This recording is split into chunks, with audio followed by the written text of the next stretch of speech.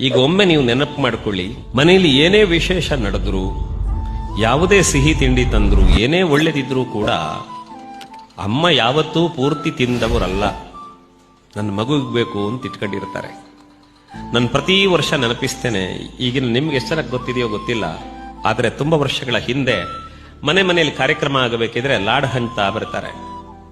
ಆವಾಗ ನಮ್ಮ ಅಜ್ಜಿ ನಮ್ಮಮ್ಮ ಎಲ್ಲ ಏನ್ ಮಾಡ್ತಾರೆ ಅಂದ್ರೆ, ಆ ಲಾಡು ಎಲ್ಲೋ ಸಿಕ್ಕ ಬಾಳೆ ಎಲೆ, ಎಲ್ಲೋ ಸಿಕ್ಕ ಪೇಪರ್, ಯಾವುದೂ ಸಿಗದೆ ಇದ್ರೆ ಸೆರಗಿನ ತುದಿಯಲ್ಲಿ ಅದನ್ನು ಕಟ್ಟಿಕೊಂಡು ಬಂದು ಮನೆಗೆ ಬಂದು ಈ ಬೂಂದಿ ಲಾಡ್ನ 4 ಕಾಳನ್ನು ಮನೆಯಲ್ಲಿದ್ದ ಎಲ್ಲರಿಗೆ ಕೊಟ್ಟು ನಾವು ತಿಂದು ಖುಷಿ ಪಡೋದನ್ನು ನೋಡಿ ಅವ್ರು ನಗುತ್ತಿದ್ರು ಮಕ್ಕಳೇ. ಹಾಗಾಗಿ ನಿಮ್ಮ ಕೈಯಲ್ಲಿರುವ ಸ್ವೀಟು ನೀವು ಅಮ್ಮನಿಗೆ ಕೊಟ್ರೆ, ನೀವು ಅಮ್ಮನಿಗೆ ಕೊಡುವುದಲ್ಲ, ಇಷ್ಟು ದಿನ ಸಿಹಿ ಸಿಹಿಯಾದ ಬದುಕನ್ನು ನಿಮ್ಮಪ್ಪ ನಿಮ್ಮ ಅಮ್ಮ ಅವರು ಕಷ್ಟಪಟ್ಟು ಬೆವರು ಸುರಿಸಿ ನಿಮ್ಗೆ ಕೊಟ್ಟಿದಾರಲ್ಲ, ಅದಕ್ಕಿದು ಕೃತಜ್ಞತೆ ಅಷ್ಟೇ.